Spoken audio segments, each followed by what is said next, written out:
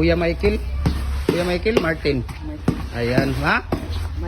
Michael, ayan si Kuya Michael. So magandang buhay po sa ating lahat. Good morning kay Kuya Michael at sa ating mga followers, no. Ito si Kuya Michael, tatanungin lang natin saglit kung anong ayan, hulog, nahulog yung ano niya. Ilang karatilya na buhangin mo dito, Kuya? 5. Ilang sakong simento?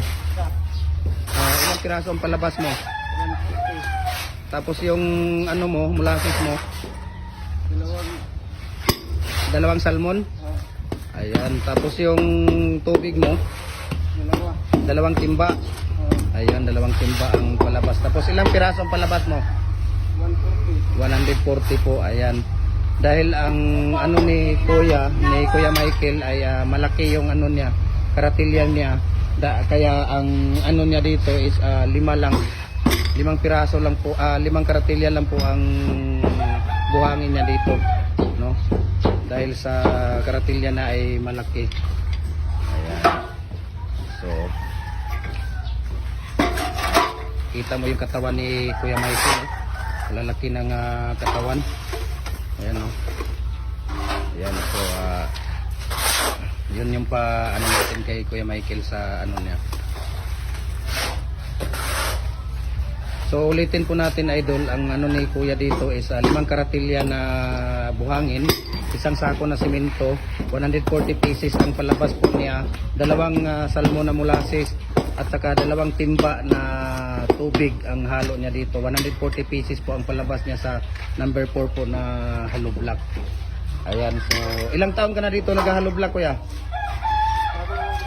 Ha? Bago ka lang, pero ilang taon ka na talaga naghahalo block? Mga 2 taon na.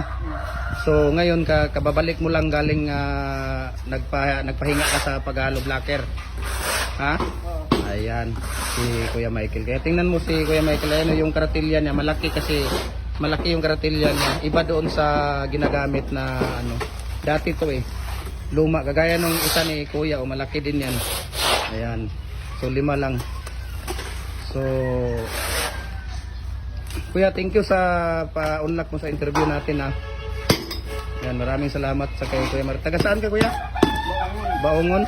Ayun, si Kuya Michael taga Baongon pala ito. Dito lang sa Cagayan de Oro din si Kuya Michael katira. So, ilang taon ka nag-stop, Kuya? 4 pala na taon si Kuya nag-stop ng hollow block. Tapos ngayon lang siya bumalik. Pero tingnan mo yung katawan ni Kuya, oh.